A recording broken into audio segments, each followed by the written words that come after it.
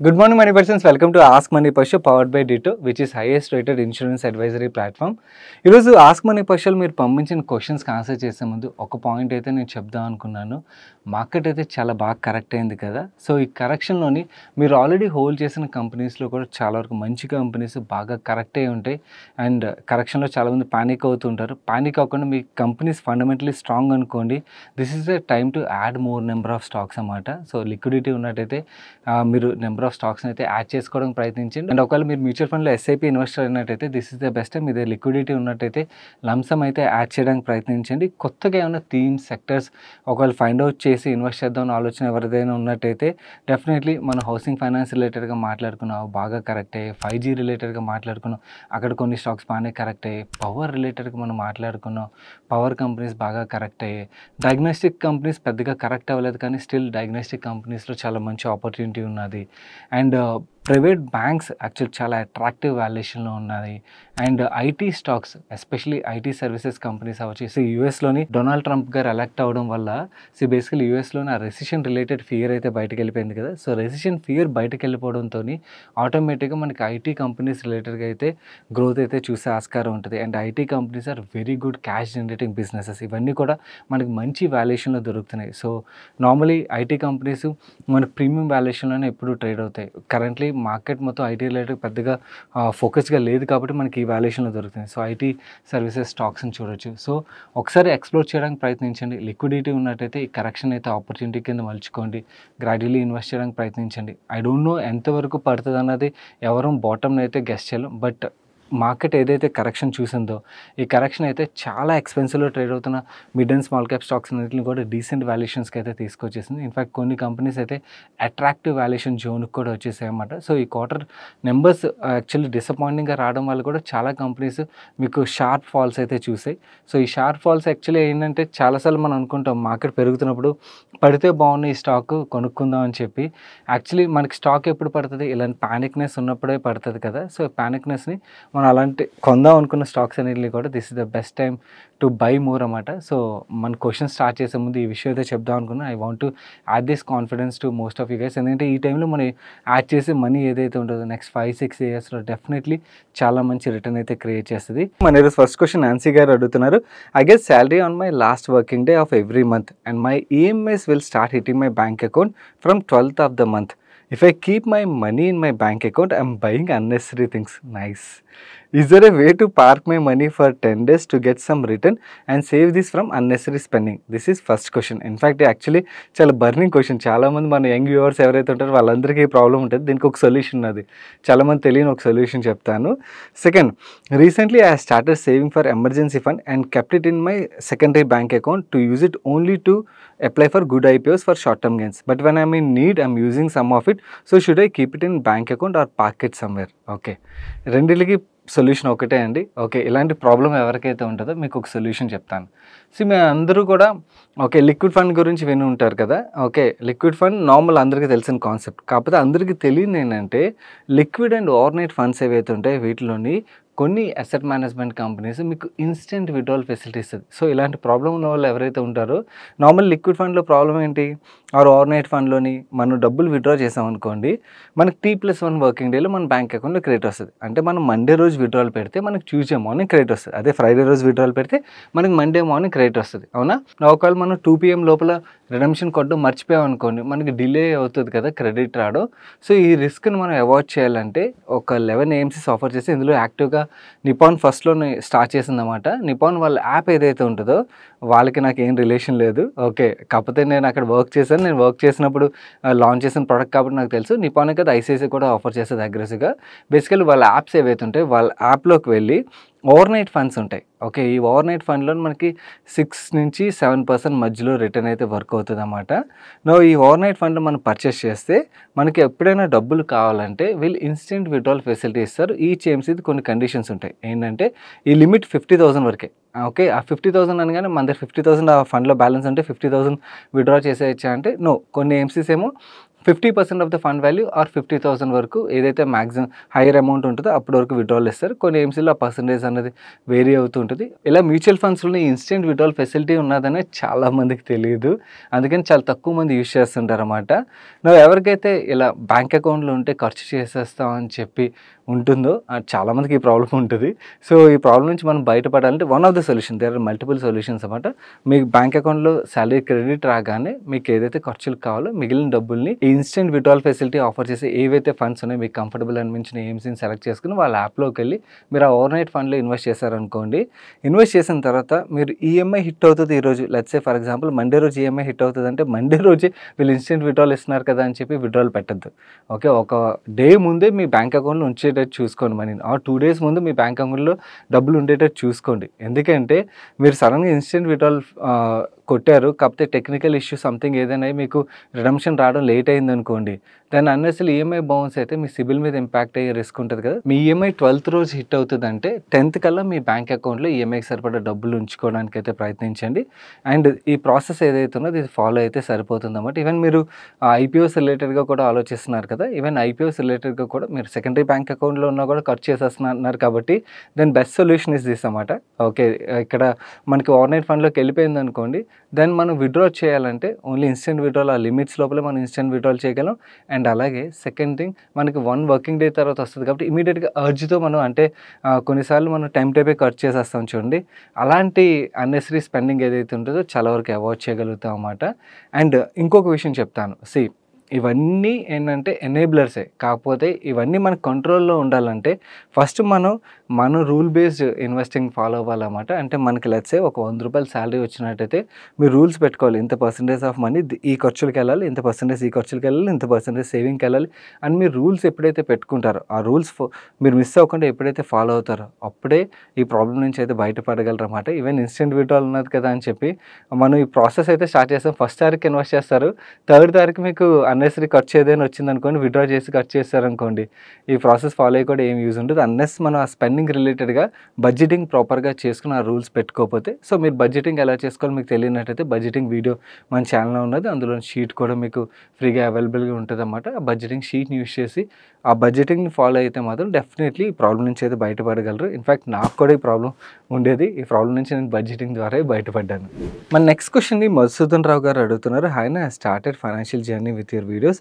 I'm eagerly waiting for your semiconductor theme video. What about your view on HCL? Recently it acquired Sankalp. Foxconn is planning to invest semiconductor manufacturing JV with HCL. Please share your view on it. Hi Madhusudan గారు, ఈ semiconductor రిలేటెడ్గా video ఏదైతే ఉన్నదో అది కొంచెం time పడుతుంది. ఎందుకంటే మనకి దీని రిలేటెడ్గా నిజంగా బెనిఫిట్ పొందుతున్న కంపెనీస్ ఏవైతున్నాయో చాలా తక్కువ అన్నమాట. ఆ ఉన్న వాటిలో మీరు ఫైండ్ అవుట్ చేసిన HCL ఏదైతే ఉన్నదో ఇన్ఫ్యాక్ట్ ది బెస్ట్ ప్లే ఇండియాలో సెమీకండక్టర్ రిలేటెడ్గా ఎవరైనా ప్లే చేయాలనుకున్నట్టయితే one of the best play అవుతుంది అన్నమాట. వీళ్ళు సంకల్ప్ని 2019లో అక్వైర్ చేశారు కదా, ఈ సంకల్ప్ ద్వారా వీళ్ళకి డిజైనింగ్ క్యాపబిలిటీ అయితే వచ్చింది. అండ్ ఇన్ఫ్యాక్ట్ ఈ సంకల్ప్లోని ఏంటంటే కాన్సెప్ట్ స్టేజ్ నుంచి ప్రోటోటైప్ వరకు ఎవ్రీ సర్వీసెస్ వీళ్ళు ప్రొవైడ్ చేస్తారు. ఈ క్వార్టర్లో వీళ్ళు ఒక డీల్ కూడా విన్ అయ్యారు, మీకు ఇక్కడ స్క్రీన్ మీద చూపిస్తాను. వీళ్ళు మల్టిపుల్ డీల్స్ విన్ అయిన వాటిలో ఒక సెమీకండక్టర్ కంపెనీ నుంచి వీళ్ళకి ఒక డీల్ కూడా వచ్చింది. అండ్ నెక్స్ట్ ఫాక్స్కాన్ జేవీ ఏదైతే ఉన్నదో దట్ బి ట్రంప్ కార్డ్ అన్నమాట. ఈ ఫాక్స్కాన్ జేవీలో వీళ్ళకి 40% స్టేక్ అయితే ఉన్నది. వీళ్ళు అక్కడ అవుట్సోర్స్ సెమీకండక్టర్ అసెంబ్లీ అండ్ అలాగే సెమీకండక్టర్ టెస్టింగ్ వర్క్ అయితే వీళ్ళు సర్వీసెస్ ప్రొవైడ్ చేయనున్నారు. కానీ దీని రెవెన్యూస్ ఏవైతున్నాయో సెమీకండక్టర్ రిలేటెడ్ రెవెన్యూస్ ఏవైతున్నాయో హెచ్సిఎల్కి యాడ్ అవ్వడానికి కొంచెం టైం అయితే పడుతుంది. అట్ దిస్ మూమెంట్ వీళ్ళకి వచ్చే రెవెన్యూలో 74% రెవెన్యూస్ ఐటీ సర్వీసెస్ ద్వారా వస్తాయి అన్నమాట. అండ్ ఈఆర్ఎండి నుంచి వీళ్ళకి కరెంట్లీ 15.8% రెవెన్యూ వస్తుంది. అండ్ ఐటీ ప్రొడక్ట్స్ ద్వారా వీళ్ళకి అప్రాక్సిమేట్లీ 9% రెవెన్యూ అయితే వస్తుంది. అండ్ హెచ్సిఎల్ రిలేటెడ్గా ఓన్లీ సెమీకండక్టర్ మాత్రమే కాదు, జెన్ ఏఐ రిలేటెడ్గా కూడా వీళ్ళు చాలా అగ్రెసివ్గా వర్క్ చేస్తున్నారు. చాలామంది దాని రిలేటెడ్ చదవలేనట్టున్నారు. సో జెన్ ఏఐ నుంచి కూడా వీళ్ళు చాలా మంచి గ్రోత్ అయితే ఎక్స్పెక్ట్ చేస్తున్నారు. వెరీ ఇంట్రెస్టింగ్ కంపెనీ ఇది. ఒకవేళ ఎవరికైనా ఫుల్ ఫ్లెజ్ వీడియో ఇంట్రెస్ట్ ఉన్నట్టయితే చెప్పండి. ఫుల్ ఫ్లెజ్గా కంప్లీట్ బేసికలీ ఆస్క్లో ఏంటంటే మనం 3-4 minutes 5 minutes 10 minutes మ్యాక్సిమం మాట్లాడగలం ఒక కంపెనీ గురించి. But HCL kind of a company గురించి మనం కంప్లీట్లీ మాట్లాడాలంటే it will take at least 30-35-40 minutes video అన్నమాట. సో ఎవరికైనా ఇంట్రెస్ట్ ఉన్నట్టయితే చెప్పండి, ఫుల్ ఫ్లెజ్గా కవర్ చేయడానికి అయితే ప్రయత్నిస్తాను. డెఫినెట్లీ ఐటీ కంపెనీస్లోని one of the very interesting company. In fact valuations పరంగా కూడా మంచి వాల్యుయేషన్లో ట్రేడ్ అవుతున్న ఐటీ స్టాక్ ఇది. అండ్ లాస్ట్ హెచ్సిఎల్ పరంగా మాట్లాడుకోవాలంటే one of the safer stock with growth ఉన్న స్టాక్ అన్నమాట ఇది. మన నెక్స్ట్ క్వశ్చన్ బొజ్జమని హ్యాండిల్ నుంచి వచ్చింది. చాలా యంగ్ వ్యూవర్ తన క్వశ్చన్ అడుగుతున్నారు. నా దగ్గర బ్యాంక్ అకౌంట్లో 7 lakhs ఉన్నాయి. నేను ఆల్రెడీ మ్యూచువల్ ఫండ్స్లో ఇన్వెస్ట్ చేస్తున్నాను. పేరెంట్స్కి నాకు హెల్త్ ఇన్సూరెన్స్ తీసుకున్నాను. Term insurance 5 year premium payment టర్మ్కి తీసుకుందాం అనుకున్నాను. అండ్ నా ఫైనాన్షియల్ ప్లానింగ్ రిలేటెడ్గా సపోర్ట్ చేయండి. నేను 1.5 lakh మంత్లీ ఎర్న్ చేస్తున్నాను. యూకేలో ఉన్నాను. నా ప్రజెంట్ ఎక్స్పెన్సెస్ అన్నీ పోగా నా దగ్గర 80,000 అయితే మంత్లీ మిగులుతున్నది. అండ్ నేను ఫైనాన్షియల్ ప్లానింగ్ ఎలా చేసుకోవాలి, నాకు ఇంకొక 2 years వీసా ఉన్నది. Very good question. మిగిలిన యంగ్ వ్యూవర్స్ ఎవరైనా ఉన్నా కూడా మీరు కూడా ఇదైతే ఫస్ట్ ఇంప్లిమెంట్ చేయండి. నా ఫస్ట్ సజెషన్ ఏంటంటే, మన జాబ్ వచ్చి మన దగ్గర ఎర్నింగ్ స్టార్ట్ అవ్వగానే నా స్ట్రాంగ్ రికమెండేషన్ మీ రిటైర్మెంట్ ప్లానింగ్ చేసుకోవడం చాలా ఇంపార్టెంట్. రిటైర్మెంట్ ప్లానింగ్ అనగానే 60 సంవత్సరాలు రిటైర్మెంట్ ప్లానింగ్ చేయాల్సిన అవసరం లేదు. ఇన్ఫ్యాక్ట్ చాలామందికి ఫైర్ గోల్ కూడా ఉంటుంది కదా. ఆ ఫైర్ గోల్ మనం త్వరగా అచీవ్ చేయాలన్నా కూడా మనం ఎంత త్వరగా ఇన్వెస్ట్మెంట్ స్టార్ట్ చేస్తే మనం అంత త్వరగా మన ఫైర్ గోల్ని అయితే అచీవ్ చేయగలుగుతాం. మీరు ఆల్రెడీ మ్యూచువల్ ఫండ్స్లో ఇన్వెస్ట్మెంట్ స్టార్ట్ చేశారంటున్నారు, విచ్ ఈస్ అప్రిషియేటబుల్. అండ్ మీ దగ్గర ఏదైతే 7 లక్షల కార్పస్ ఉన్నదో దాన్ని కూడా వెంటనే ఇన్వెస్ట్మెంట్ రిలేటెడ్గా ప్లాన్ చేసుకోండి. ఎందుకంటే అకౌంట్లో ఉన్నదంటే ఏదో ఒక ఖర్చు అయితే వెతుక్కొచ్చేస్తుంది అన్నమాట. సో మీ ఎగ్జిస్టింగ్ పోర్ట్ఫోలియోలో యాడ్ చేయడానికి ప్రయత్నించండి. లేదంటే మీకు ఎక్కడైనా కూడా వాల్యుయేషన్ రిలేటెడ్గా అట్రాక్టివ్గా కనిపిస్తే, కరెంట్లీ మార్కెట్ కూడా బాగా పడింది కాబట్టి మీకు అంటే ఎమర్జెన్సీ ఫండ్ రిలేటెడ్గా రిక్వైర్మెంట్ లేని ఎడిషనల్ డబ్బులు ఏవైతే ఉంటాయో ఎమర్జెన్సీ ఫండ్ రిలేటెడ్గా మీరు డెట్ ఫండ్స్లో అవ్వచ్చు, లేకపోతే బ్యాంక్ ఎఫ్డీలో అవ్వచ్చు, ఎక్కడ వచ్చి పార్క్ చేసుకోండి. బట్ మిగిలిన మనీ ఏదైతే ఉంటుందో దాన్ని అయితే ఈక్విటీలోకి అయితే మూవ్ చేసుకోవడం బెటర్ అన్నమాట. మార్కెట్ టైం చెక్ ఇన్ఫాక్ట్ ఈ కరెక్షన్లో ఇన్వెస్ట్ చేసినా కూడా సరిపోతుంది. అండ్ అలాగే మీ దగ్గర మిగిలిన ఇంకొక 80,000 రూపీస్ ఏదైతే ఉన్నదో ఆ 80,000లో కూడా మ్యాక్సిమం మీ ఎస్ఐపీస్ ఏవైతే ఉన్నాయో, మీరు ఇంకా చాలా యంగ్, ఈక్విటీ రిలేటెడ్గా అంత నాలెడ్జ్ లేదని నాకు అనిపిస్తుంది కాబట్టి మీరు డైరెక్ట్ స్టాక్స్ కన్నా కూడా మీరు ఆ మ్యూచువల్ ఫండ్ పోర్ట్ఫోలియోని ఇంకొంచెం అగ్రెసివ్గా ఇంక్రీజ్ చేశారనుకుంటే, ఎస్ఐపి బుక్ని ఇంక్రీజ్ చేసినట్టయితే మీ ఫైనాన్షియల్ గోల్స్ అనేవి ఇంకా త్వరగా అచీవ్ చేయగలుగుతారు. అండ్ ఇంకొకటి, మీరు యూకేలో ఉన్నంతకాలం మీ ఎర్నింగ్స్ కూడా ఎక్కువ ఉంటాయి కాబట్టి మ్యాక్సిమం సేవ్ చేయడానికి ప్రయత్నించండి. ఇండియా వచ్చిన తర్వాత ఒకవేళ మీ ఎర్నింగ్స్ కొంచెం తగ్గాయి అనుకోండి, అప్పుడు ఎస్ఐపి ఇవన్నీ కూడా రెడ్యూస్ చేసుకోవచ్చు. మన ఎస్ఐపి రిలేటెడ్గా స్టార్ట్ చేసిన అమౌంటే కంటిన్యూ చేయాలని లేదు. అండ్ ఇంకొక కరెక్షన్ అది మీరు రాసిన దాంట్లోని టర్మ్ ఇన్సూరెన్స్ 5 yearsకి ప్రీమియం పేమెంట్ ఆప్షన్ తీసుకుందాం అనుకున్నాను అని చెప్పి రాశారు, విచ్ ఈస్ నాట్ రైట్. నేను లాస్ట్ టాస్క్లో కూడా ఒక క్యాలిక్యులేటర్ ద్వారా ఎక్స్ప్లెయిన్ చేశాను. మనం రెగ్యులర్ ప్రీమియం పేమెంట్ ఆప్షన్ ఏదైతే ఉన్నదో అది చూస్ చేసుకోవడం మనకు correct. So limited premium payment option మీకు చాలామంది పుష్ చేస్తారు, వద్దు regular premium payment option choose చేసుకోండి. యాక్చువల్లీ ఫైనాన్షియలీ వైజ్ డెసిషన్ అయితే అవుతుంది. అండ్ ఇంకొక షాకింగ్ థింగ్ చెప్తాను, యాక్చువల్లీ మిగిలిన యంగ్ వ్యూవర్స్ ఎవరైతే ఉన్నారో వాళ్ళందరూ నుంచి టర్మ్ ఇన్సూరెన్స్ రిలేటెడ్గా మన ఛానల్ ఎన్నిసార్లు మాట్లాడతాం, కానీ మన కంట్రీలో ఇప్పుడు కూడా 83% మందికి టర్మ్ ఇన్సూరెన్స్ అయితే లేదంటే. సో టర్మ్ ఇన్సూరెన్స్ లేని వాళ్ళు తప్పకుండా టర్మ్ ఇన్సూరెన్స్ పాలసీ అయితే తీసుకోండి. సో టర్మ్ ఇన్సూరెన్స్ పాలసీ ఎవరైనా తీసుకోవాలని ఆలోచిస్తున్నట్టయితే మన ఈరోజు వీడియోని ప్రజెంట్ చేసిన డిటో ఏదైతే ఉన్నదో, Ditto is a spam free insurance advisory platform. వీళ్ళ దగ్గర ఏంటంటే బెస్ట్ థింగ్, మనకి వీళ్ళ వెబ్సైట్లోకి వెళ్ళి మీకు ఇప్పుడు స్క్రీన్ మీద చూపిస్తున్నాను కదా, మనం అపాయింట్మెంట్ ఫిక్స్ చేసుకోవాలి. మనం ఫిక్స్ చేసుకున్న టైంకి వీళ్ళు కాల్ చేస్తారు. నార్మల్లీ వేరే చాలా చోట్ల ఏంటంటే మన నెంబర్ ఇచ్చామంటే కంటిన్యూస్గా మనకి పాలసీ తీసుకునే వరకు ప్రెషర్ అయితే వస్తుంది. వేరేస్ వీళ్ళ దగ్గర మనం టైం ఇచ్చినప్పుడు ఆ అపాయింట్మెంట్ టైంలోనే కాల్ వస్తుంది. అండ్ ఇంకొకటి ఏంటంటే పాలసీ తీసుకోవాలని మ్యాండేటరీ కూడా లేదు. మొత్తం డీటెయిల్స్ విన్న తర్వాత ఒకవేళ నచ్చకపోతే వీ కెన్ ఈవెన్ ఇగ్నోర్ అన్నమాట. సో మీలో ఎవరైనా కూడా టర్మ్ ఇన్సూరెన్స్ రిలేటెడ్గా అడ్వైజరీ కావాలి అండ్ అలాగే టర్మ్ ఇన్సూరెన్స్ పాలసీ లేని వాళ్ళందరూ తప్పకుండా మీ అపాయింట్మెంట్ అయితే ఫిక్స్ చేసుకోండి. అండ్ అలాగే హెల్త్ ఇన్సూరెన్స్ లేని వాళ్ళు కూడా మనకు తెలుసు హెల్త్ ఇన్ఫ్లేషన్ ఎంతలా పెరిగిపోతుందని చెప్పి. సో హెల్త్ ఇన్సూరెన్స్ అనేది మస్ట్ అండ్ షుడ్. లేకపోతే మనం ఏమైనా అన్ఫార్చునేట్లీ సిక్ అయ్యామంటే ఒక్కసారి హాస్పిటలైజ్ అయితే మన సేవింగ్స్ మొత్తం ఖాళీ అయిపోయే రిస్క్ ఉంటుంది కాబట్టి హెల్త్ ఇన్సూరెన్స్ కూడా తీసుకోండి. సో టర్మ్ హెల్త్ ఇన్సూరెన్స్ లేని వాళ్ళు డీటెయిల్గా అపాయింట్మెంట్ అయితే బుక్ చేసుకుని ఒకసారి వినండి. అండ్ మీకు నచ్చిన పాలసీ సజెస్ట్ చేస్తే మీరు కంటిన్యూ అవ్వచ్చు, లేదంటే you can stop it there. Ditto ఒక లింక్స్ కింద కామెంట్ సెక్షన్లో డిస్క్రిప్షన్లో ఉంచుతాను, వెంటనే మీ అపాయింట్మెంట్ అయితే బుక్ చేసుకోండి. మీరు పంపించిన నెక్స్ట్ క్వశ్చన్కి ఆన్సర్ చేసే ముందు స్మాల్ రిమైండర్ గైస్, వీడియోలో షేర్ చేసిన ఇన్ఫో మీకు హెల్ప్ఫుల్ అవుతుంది అనిపించినట్టయితే వీడియోని తప్పకుండా లైక్ చేయడం మర్చిపోకండి. అండ్ మీకు కూడా ఏదైనా క్వశ్చన్ మమ్మల్ని అడగాలనిపించినట్టయితే మిగిలిన వ్యూవర్స్ ఎలాగైతే పంపిస్తున్నారో #AskMoneyPerson కంటిన్యూస్గా రాసి వాళ్ళు క్వశ్చన్ పోస్ట్ చేస్తున్నారు కదా, మీరు కూడా అలా పోస్ట్ చేసినట్టయితే మీ క్వశ్చన్స్ మాకు రీచ్ అవుతాయి. మన నెక్స్ట్ క్వశ్చన్ అంజీ గారు అడుగుతున్నారు. We are living in Hyderabad. My wife is currently working but might resign due to some health issues and she also gets rental income from her Vijayawada flat, but due to some personal reasons she wants to sell that flat in Vijayawada and buy a flat with the same money in Hyderabad. I suggested 2 options to her: to invest the same money in plot rather than flat, as currently we are okay with no rental income. Second option, I have suggested 2 options. Option 1, to invest the same money in plot rather than flat, as currently we are okay without rental income, as the plot might give good return than flat. Option number 2, as she wants monthly income from that money she gets after selling the flat, so I suggested her to take SWP option. My only intention is currently we are living in own house and buying another house for rental income might not be a good investment for long term. But she wants that monthly income for her expenses even if she resigns the job. Finally, I need to suggest her good investment options to satisfy her needs. Hi గారు, నేను మీరు suggest చేసిన 2 ఆప్షన్స్కి completely agree అవుతానండి. Apartment అమ్మేసి ఆ డబ్బులు మళ్ళీ ఇంకొక అపార్ట్మెంట్లో పెట్టి దాన్ని ఒకవేళ రెంటల్ ఇన్కమ్ అవసరం లేదనుకోండి, అపార్ట్మెంట్లో పెట్టేదానికన్నా కూడా ప్లాట్లో పెట్టడం బెటర్. ఎందుకంటే ప్లాట్లో మీకు క్యాపిటల్ అప్రిసియేషన్ అయితే బెటర్ అవుతుంది. కాకపోతే ఆవిడకి మంత్లీ ఇన్కమ్ అయితే ఆవిడ ఎక్స్పెక్ట్ చేస్తున్నారు కాబట్టి మీరు సజెస్ట్ చేసిన సెకండ్ ఆప్షన్ బెటర్ అవుతుంది అన్నమాట. ఇన్ఫాక్ట్ అపార్ట్మెంట్ కొని దాన్ని రెంటల్ ఇన్కమ్ మీద డిపెండ్ అయ్యే దానికన్నా కూడా కొన్ని మ్యూచువల్ ఫండ్స్ సెలెక్ట్ చేసుకుని ఎస్డబ్ల్యూపీ చేసుకోవడం వుడ్ బి బెస్ట్ ఆప్షన్ అవుతుంది. కాకపోతే ఈ ఎస్డబ్ల్యూపీ రిలేటెడ్గా మార్కెట్లోకి చాలా రాంగ్ ఇన్ఫర్మేషన్ అయితే వైరల్గా స్ప్రెడ్ అయిపోయింది. సో నిన్న వీడియో చూసారని అనుకున్నా. నేను వీడియో చూసినట్టయితే మీకు ఎస్డబ్ల్యూపీ రిలేటెడ్గా కంప్లీట్ క్లారిటీ వచ్చిందని అనుకున్నాను. సో చాలామంది ఎస్డబ్ల్యూపీలు మిడ్ క్యాప్ ఫండ్లోని, స్మాల్ క్యాప్ ఫండ్లోని ఇష్టం వచ్చినట్టుగా సజెస్ట్ చేసేస్తున్నారు, ఇష్టం వచ్చినట్టుగా పర్సెంటేజ్లు విడ్రా చేసేయచ్చు అని చెప్తున్నారు ఒక మార్కెట్ సైకిల్ చూసి.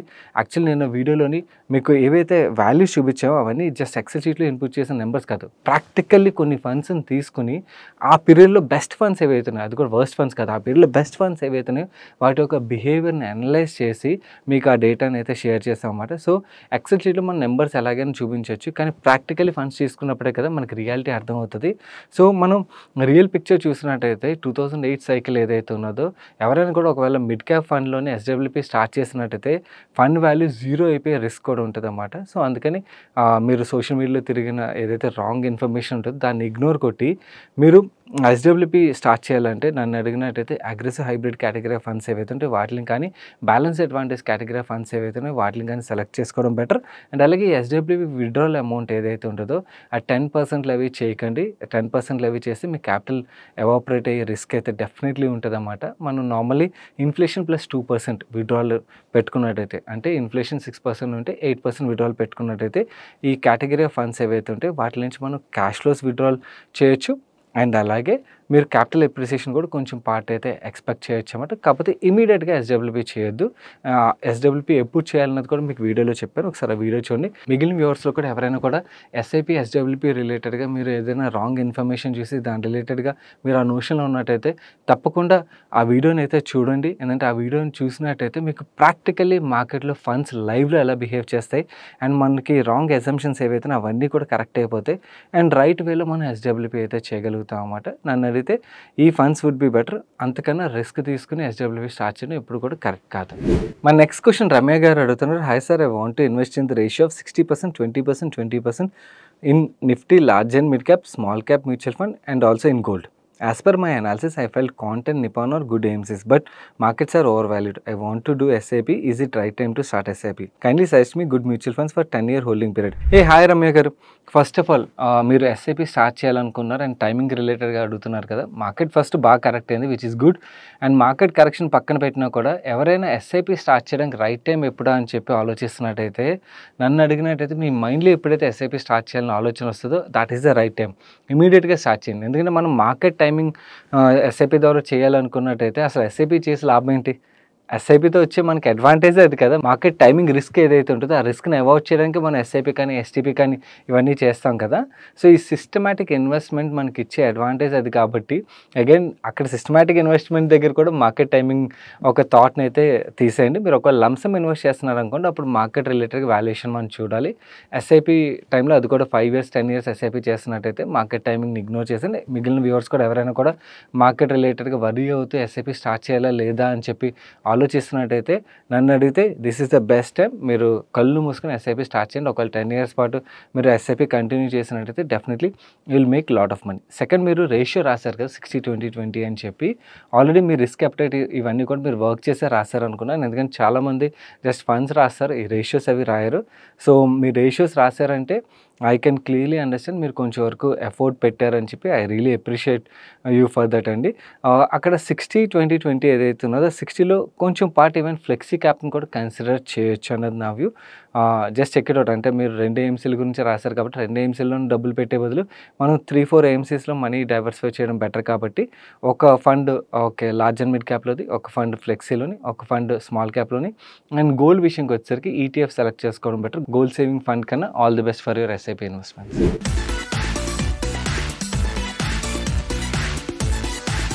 ఈరోజు సండే ఫండే సజెషన్ విషయంకి వచ్చేసరికి హాట్‌స్టార్‌లోని ఏఆర్ రెహమాన్ ఒక మూవీని అయితే చూసాను. డీసెంట్ మూవీ, బీభత్సంగా ఉండదు బట్ ఓకే వాచబుల్ మూవీ అన్నమాట. బట్ ఒక ఫెంటాస్టిక్ మూవీని కూడా చూసాను ఈ వీక్‌లోని. మీరు నా పర్సనల్ ఇన్‌స్టా ఫాలో అవుతున్నట్టయితే స్టోరీ కూడా పోస్ట్ చేశాను. అమరన్ మూవీ చూసే ఉంటారు చాలామంది. చూడని వాళ్ళైతే మాత్రం it's a awesome movie. Okay actual one of the must watch movies అన్నమాట. You can check that movie as well. మా నెక్స్ట్ క్వశ్చన్ జోషువా గారు అడుగుతున్నారు. Thank you sir for your selfless contribution to society. Money పర్సీస్ and inspiration. Thanks a lot అండి. I purchase Tips Music shares as per your earlier video and I have achieved 400% return. What's the future potential of music companies? Hi. Recent టైంలో టిప్స్ రిలేటెడ్గా సారిగమ రిలేటెడ్గా చాలామంది అడుగుతున్నారు. Companies పరంగా మనం మాట్లాడుకోవాలంటే గ్రోత్ అయితే మన వీడియోలో ఏదైతే మాట్లాడుకున్నా ఆ గ్రోత్ రేట్ అలాగే ఉంటుందండి. ఎందుకంటే ఫ్రీ మ్యూజిక్ నుంచి మనం ఎప్పుడైతే సబ్స్క్రిప్షన్ బేస్డ్ మ్యూజిక్ వైపు మూవ్ అవుతూ ఉంటామో వీళ్ళ రెవెన్యూస్ అయితే చాలా బాగా గ్రో అవుతుంటాయి. అండ్ మ్యూజిక్ అన్నది it's a ever growing business అన్నమాట.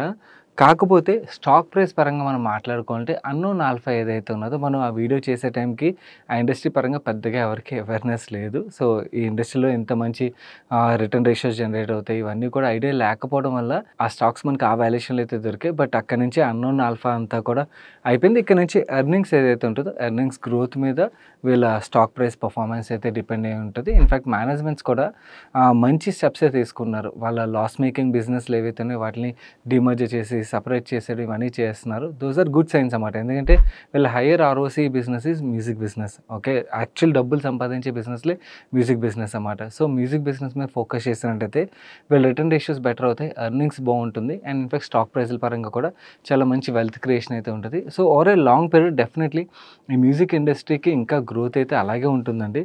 దాని రిలేటెడ్ మనం వరీ అవ్వక్కర్లేదు. అండ్ ఈచ్ కంపెనీకి వాళ్ళ ఓన్ మోటివ్, వాళ్ళ ఆల్బమ్స్ ఏవైతే ఉన్నాయో వాళ్ళకి ఎర్నింగ్స్ అయితే క్రియేట్ చేస్తూనే ఉంటాయి. ఓల్డ్ సాంగ్స్ని కూడా మనం ఎప్పటికప్పుడు వింటూనే ఉంటాం కదా మంచి సాంగ్ అయినట్టయితే. ఇన్ఫ్యాక్ట్ వాటిని వీళ్ళు లైవ్ కూడా తీసుకొస్తుంటారు అనమాట. అంటే వేరే రీల్స్ రూపంలో సెలబ్రిటీస్ చేత రీల్ చేయించడం కానీ మళ్ళీ వాటిని మార్కెట్లోకి అందరూ వినేటట్టు చేయించడం ఇలాంటివన్నీ స్ట్రాటజీస్ అయితే ఫాలో అవుతుంటారు అనమాట. సో వాటి మీద వీళ్ళు కొత్తగా ఇన్వెస్ట్ చేసేది ఏం లేదు.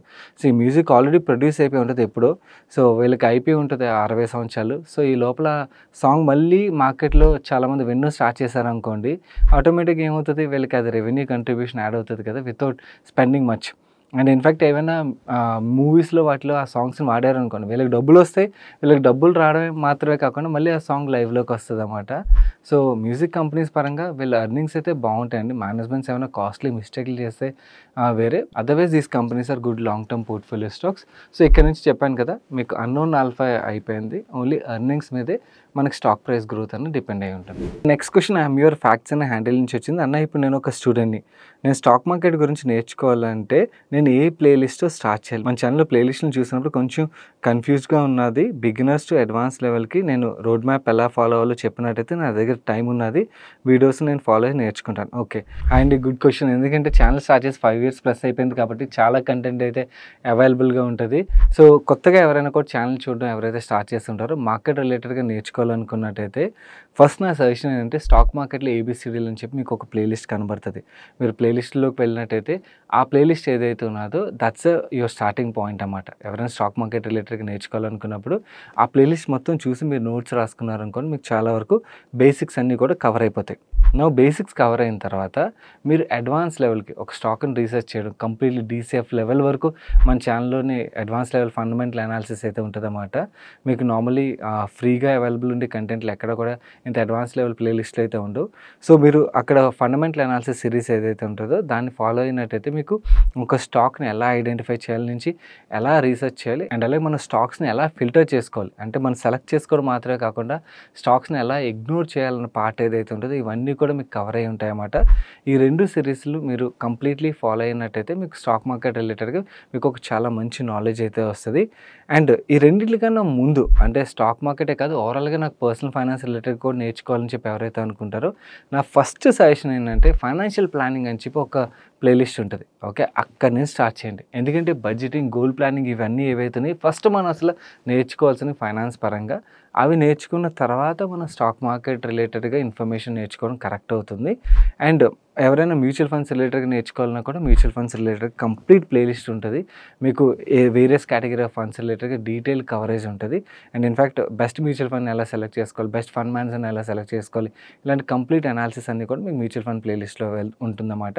సో ఇలా మీరు ఫ్లోని ఫాలో అయినట్టయితే సరిపోతుంది. నన్ను అడిగినట్టయితే కంప్లీట్లీ అసలు ఫైనాన్స్ గురించి ఐడియా లేదంటే ఫైనాన్షియల్ ప్లానింగ్ స్టార్ట్ చేయండి. దాని తర్వాత మ్యూచువల్ ఫండ్ సిరీస్ ఫాలో అవ్వండి.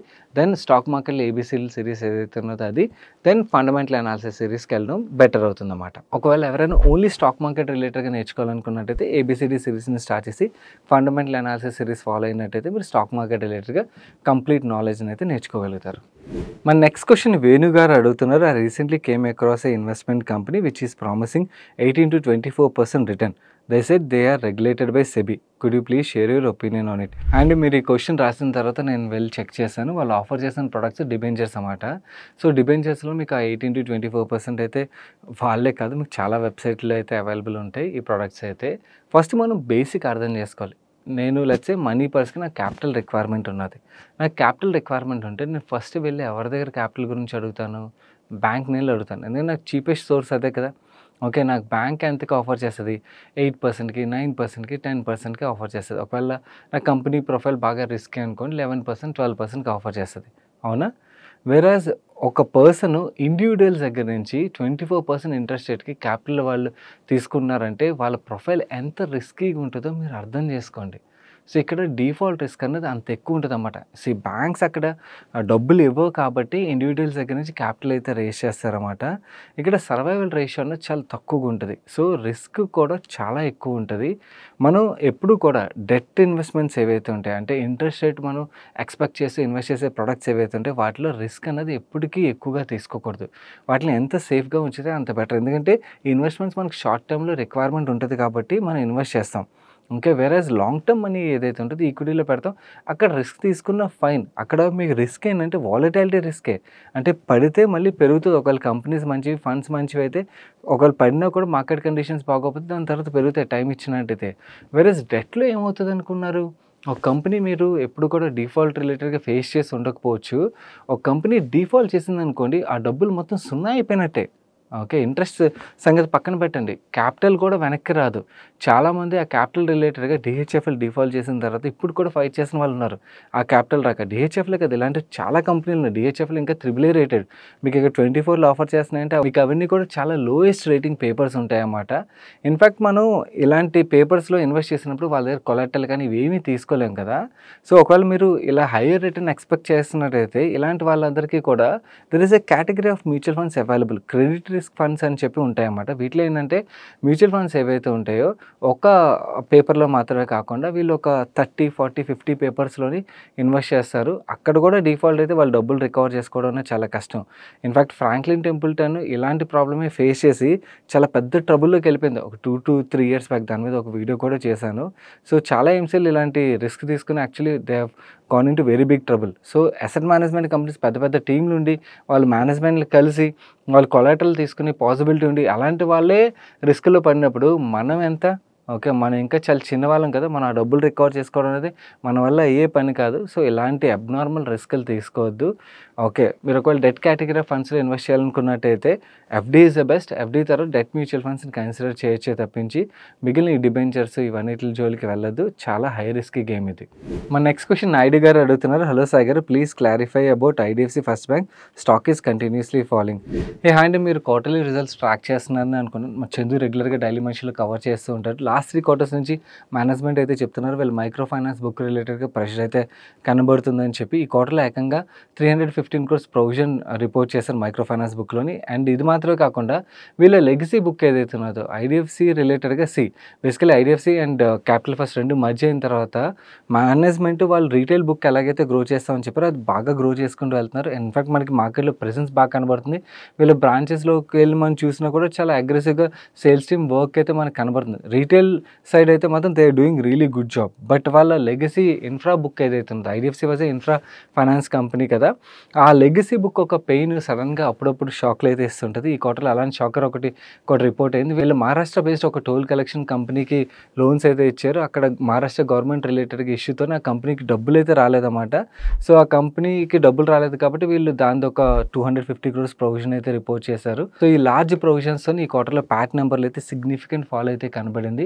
సో ఈ మైక్రో ఫైనాన్స్ పెయిన్ ఏదైతే ఉన్నదో ఇది ఐడిఎఫ్సి రిలేటెడ్గానే కాదు, మిగిలిన మైక్రో ఫైనాన్స్ కంపెనీస్లో కూడా మనకి పెయిన్ అయితే కనబడుతుంది. అండ్ ఈ ఐడిఎఫ్సి క్యాపిటల్ ఫస్ట్ మర్జర్ టైంలో మేనేజ్మెంట్ ఏదైతే చెప్పారో వాళ్ళు అదంతా బాగానే ఇంప్లిమెంట్ చేసుకుంటూ వస్తున్నారు. రీటైల్ సైడ్ అయితే మాత్రం డెఫినెట్లీ చాలా మంచి గ్రోత్ కనబడుతుంది.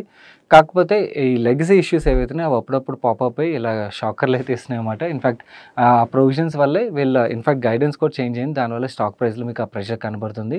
కానీ ఒకటేంటంటే కమింగ్ ఇయర్స్లో there are few things which are happening. Like వీళ్ళ చాలా హైయర్ కాస్ట్ ఇన్ఫ్రా బాండ్స్ ఏవైతే ప్రీవియస్గా ఇష్యూ చేస్తున్నారో దాని ఒక పెయిన్ ఉన్నది. అవన్నీ క్లియర్ చేసేస్తాం ఫైనాన్షియల్ 26 కల్లా అని చెప్తున్నారు. అది క్లియర్ అయిపోతే that will add positive to the margins. And అలాగే వీళ్ళ లెగసీ బుక్ మొత్తం క్లియర్ అయిపోతే దెన్ ఓవరాల్గా యాజ్ ఆఫ్ నో వీళ్ళు కొత్త బిజినెస్ ఏదైతే చేస్తున్నారో ఇదంతా కూడా they are doing healthy business అన్నమాట. బట్ పాత పెయిన్ వల్లే మీకు సడన్గా షాకర్లు కనబడుతున్న నెంబర్స్, అండ్ అలాగే స్టాక్ ప్రైస్లోని ఆ ప్రెషర్ కూడా కనబడుతుంది. మన నెక్స్ట్ క్వశ్చన్ తరుణ్ అడుగుతున్నారు, మదర్సన్ సుమి వైరింగ్ కంపెనీ మీద మీ ఒపీనియన్ కొంచెం చెప్పగలరా సార్? ఈ కంపెనీ మీద నేను బులిష్గా ఉన్నాను అండ్ ఆల్సో వాల్యుయేషన్స్ కూడా అట్రాక్టివ్ జోన్లో ఉంది and I have started researching on it. Hi Tarun గారు, మదర్సన్ సుమి వైరింగ్ ఏదైతే ఉన్నదో పోస్ట్ డీమర్జర్ యాక్చువల్లీ అందరూ ఎక్స్పెక్ట్ చేసిన విధంగా స్టాక్ ప్రైస్లో అయితే పెద్దగా పర్ఫార్మెన్స్ లేదు. కానీ కంపెనీ పరంగా మాట్లాడుకోవాలంటే it's a very good company. Wire హార్వెస్టింగ్లోని వీళ్ళు మార్కెట్ లీడర్ కూడా. అండ్ వీళ్ళవి 2 గ్రీన్ఫీల్డ్ ప్రాజెక్ట్స్ అయితే వస్తున్నాయి అన్నమాట. అందులోని ఒకటి యాక్చువల్లీ డిలే అవుతుందన్నమాట క్లయింట్ దగ్గర నుంచి. అదొకటి మేజర్గా వీళ్ళ మార్జిన్స్ మీద అయితే ఇంపాక్ట్ క్రియేట్ చేస్తుంది. ఈ క్వార్టర్లోనే యాక్చువల్లీ లాస్ట్ సేమ్ క్వార్టర్తో కంపేర్ చేస్తే వీళ్ళ మార్జిన్స్లో 1% డ్రాప్ కనబడుతుంది అన్నమాట. 1% డ్రాప్కి one of the major reason అది. అండ్ ఆ క్లయింట్ ఒక ఎస్ఓపీస్ Q1 FY26 నుంచి అయితే స్టార్ట్ అవుతాయని చెప్తున్నారు. సో అక్కడ నుంచి మార్జిన్స్ కొంచెం స్టెబిలైజ్ అవుతాయి. ఇన్ఫాక్ట్ వీళ్ళు 2 గ్రీన్ఫీల్డ్ ప్రాజెక్ట్స్ ఏవైతే ఉన్నాయో దానివల్ల వీళ్ళు మ్యాన్ పవర్ కాస్ట్లు అయితే సేమే ఉంటాయి కదా. యాక్చువల్లీ మనకి బిజినెస్ గ్రో అయ్యే కొద్దీ ఏమవుతుంది, వీళ్ళ మార్జిన్స్ మీద పాజిటివ్ ట్రాక్షన్ అయితే కనబడుతుంది. కమింగ్ ఇయర్స్లో యాక్చువల్లీ ఈ 2 గ్రీన్ఫీల్డ్ ప్రాజెక్ట్స్ నుంచి వీళ్ళు చాలా మంచి గ్రోత్ అయితే ఎక్స్పెక్ట్ చేస్తున్నట్టుగా చెప్తున్నారు. అండ్ అలాగే ఈవీ రిలేటెడ్గా చాలా మంచి బిజినెస్ని అయితే వీళ్ళు యాంటిసిపేట్ చేస్తున్నట్టుగా చెప్తున్నారు. ఎందుకంటే న్యూ క్లయింట్ ఎడిషన్ అయితే అగ్రెసివ్గా జరుగుతుందన్నారు. యాజ్ ఆఫ్ నువ్వు చూసినట్టయితే లాస్ట్ 3 yearsలో వీళ్ళ సేల్స్లో మనకు చాలా మంచి గ్రోత్ కనబడుతుంది. 28% CAGR గ్రోత్ కనబడుతుంది. కంపెనీ రిటర్న్ రేషియోస్ చూసినట్టయితే వీళ్ళు ROCE 48%, ROE 40% పైన ROE జనరేట్ చేస్తున్నారు. Currently stock 40 times price earning multiple అయితే ట్రేడ్ అవుతున్నది. సో ఈ వాల్యుయేషన్స్ పరంగా మనం మాట్లాడుకోవాలంటే చీప్ అని అయితే మాట్లాడుకోలేం, అలానే వెరీ ఎక్స్పెన్సివ్ అని మాట్లాడుకోలేం. ఫుల్లీ ప్రైస్ ఇన్ స్టాక్ అయితే ఇది. కాకపోతే ఈవీ పెనిట్రేషన్ ఎంతైతే అగ్రెసివ్గా గ్రో అవుతుందో ఆ గ్రోత్ స్టార్ట్ అయితే మాత్రం డెఫినెట్లీ వీళ్ళకి కూడా చాలా మంచి బిజినెస్ గ్రోత్ అయితే మనం యాంటిసిపేట్ చేయొచ్చు. ఎందుకంటే వీళ్ళ ప్రొడక్ట్స్ ఎలక్ట్రిక్ వెహికల్స్ చాలా ఎక్కువగా యూజ్ అవుతుంది కాబట్టి డెఫినెట్లీ గ్రోత్ అయితే ఎక్స్పెక్ట్ చేయొచ్చు. అండ్ న్యూ ప్రొడక్ట్స్ కూడా చాలా లాంచ్ చేయబోతున్నట్టుగా మేనేజ్మెంట్ కామెంట్ చేస్తున్నారు. కంపెనీ పరంగా it's a very good company. Valuations పరంగా price in valuation company. Management పరంగా మాట్లాడుకోవాలంటే హిస్టరీ కూడా మంచి మేనేజ్మెంట్. మదర్సన్ గ్రూప్ గురించి మాట్లాడుకోవాలంటే షేర్ హోల్డర్స్ పరంగా కూడా వాళ్ళు చాలా మంచి వెల్త్ అయితే క్రియేట్ చేశారు. అండ్ ఎవరైతే ఈ కంపెనీలో ఇన్వెస్ట్ చేయాలని ఆలోచిస్తారో ఇంకొక విషయం కూడా మీరు గుర్తుంచుకోవాలి, వీళ్ళు raw material copper. So copper price movement ఆధారంగా వీళ్ళ మార్జిన్స్ మీద అండ్ అలాగే స్టాక్ ప్రైస్ మీద కూడా ఇంపాక్ట్ ఉంటుంది, గుర్తుంచుకోండి. That's it for today's ask money pie show guys. మీకు ఇంటర్వ్యూలో చెప్పాను కదా, ఈ కరెక్షన్ అయితే బెస్ట్ యూజ్ చేసుకోవడానికి అయితే ప్రయత్నించండి. అండ్ లిక్విడిటీ ఉంటే మాక్సిమం ఇన్వెస్ట్ చేయడానికి అయితే ప్రయత్నించండి. అండ్ ఈ video me friends and family మెంబర్స్కి హెల్ప్ఫుల్ అవుతుందంటే వాళ్ళు తప్పకుండా షేర్ చేయడం అయితే మర్చిపోకండి. వీడియోని లైక్ చేయని వాళ్ళు వీడియోని లైక్ చేయండి. And term insurance, health insurance ఎవరి దగ్గర అయితే లేదో వెంటనే డిటో ఒక అపాయింట్మెంట్ అయితే ఫిక్స్ చేసుకొని కింద కామెంట్ సెక్షన్లో డిస్క్రిప్షన్లో లింక్స్ ఉంచుతాను. మరొక మంచి వీడియోతో మీ ముందుకు వస్తాను. Till then bye bye, take care.